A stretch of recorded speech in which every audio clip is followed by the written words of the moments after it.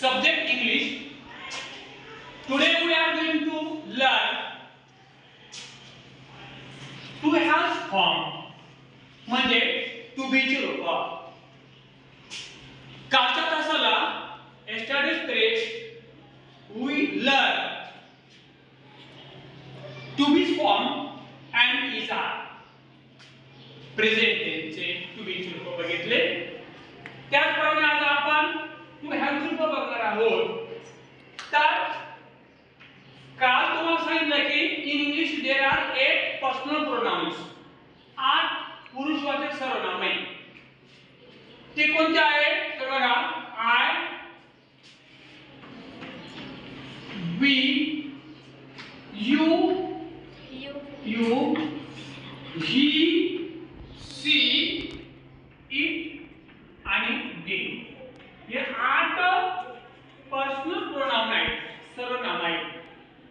कालच्या प्रमाणे आज आपल्याला या जे टू हॅव ची रूप इथं लिहितोय हॅव आणि हॅज हे टू बी ची रूप आहे.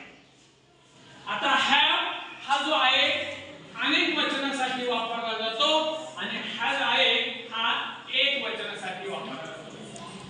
मग तुम्हाला सांगितल्यावर म्हणा हा जो आय आहे हा आय एक वचन आहे, वी अनेक वचन आहे, यू एक वचन, दुसरा यू अनेक वचन,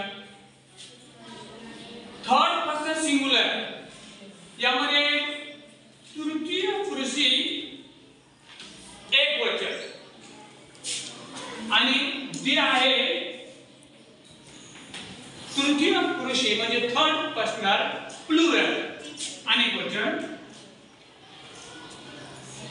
याप्रमाणे आपल्याला हॅव हॅज हॅव अनेक वचन, हॅज अनेक वचन, हॅव अनेक वचन आणि हॅज आहे एक वचन.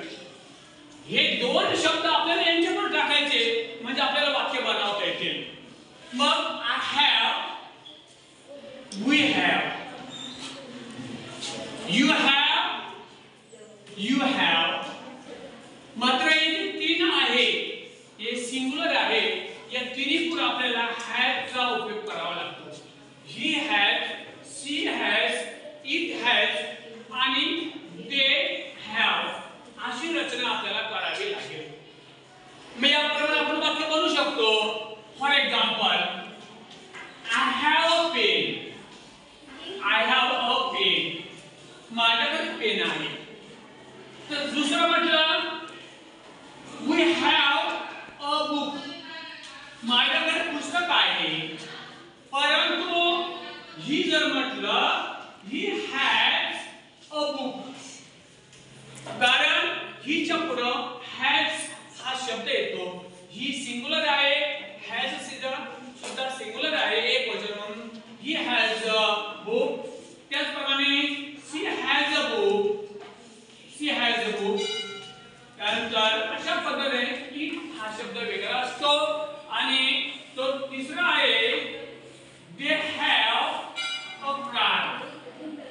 देच्या पुढे दे अनेक वचन आला, हॅव सुद्धा अनेक वचन आहे म्हणून दे हॅव अ कार, त्यांच्याकडे कार आहे म्हणून हॅव अनेक वचन, हॅज एक वचन.